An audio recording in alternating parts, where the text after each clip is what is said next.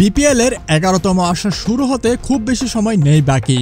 বিসিবির ফ্র্যাঞ্চাইজি ভিত্তিক একমাত্র টি-20 লিগের প্রায় প্রতি আসরেই মাঠের খেলায় ছায়া ফেলেছে মাঠের বাইরের আলোচনা সমালোচনা।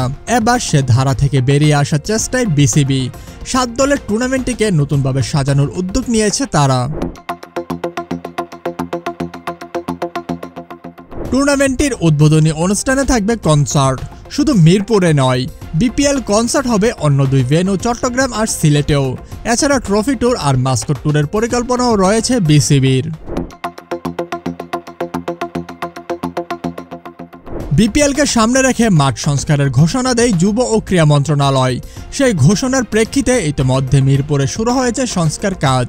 দীর্ঘ সময় ধরে অব্যবস্থাপনা আর অবকাঠামো অতিব্যবহারে শেরেবাংলা স্টেডিয়ামের বিভিন্ন অংশে জরুরি সংস্কারের প্রয়োজন পড়ে।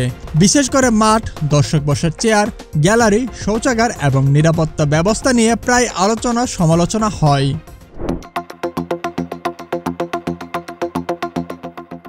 মিরপুর স্টেডিয়ামে আধুনিক সুবিধা বাড়িয়ে দর্শকদের আরও স্বাচ্ছন্দ্যময় পরিবেশ নিশ্চিত করতে দর্শক সিটের উন্নয়ন করা হচ্ছে। ভাঙা ব্যবহারের অযোগ্য সিটগুলো সরিয়ে বসানো হচ্ছে নতুন সিট। ভিআইপি ও সাধারণ দর্শকদের জন্য আরামদায়ক নতুন চেয়ার সংযোজন করা হচ্ছে। বিপিএল শুরুর আগেই চেয়ার সংস্কারের কাজ সম্পন্ন করা হবে বলে ধারণা করা হচ্ছে।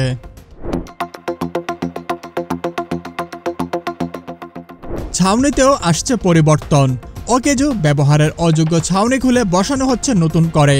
দীর্ঘদিন ধরে সংস্কার না হওয়ায় অনেকগুলো হয়ে পড়েছে অনুপযুক্ত।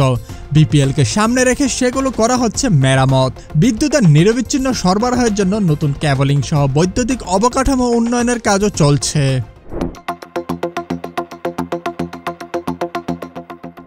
সংস্কার কাজ চলমান একাডেমি মাঠ সংলগ্ন স্টিলের পুরাতন পাইপগুলোতেও।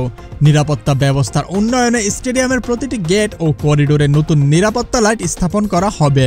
পার্কিং ও কর্পোরেট বক্সের উন্নয়ন, পার্কিং এলাকা, কর্পোরেট বক্স, কর্পোরেট লাউঞ্জ ও অতিথিদের জন্য আরও আধুনিক সুবিধা যুক্ত করা হবে।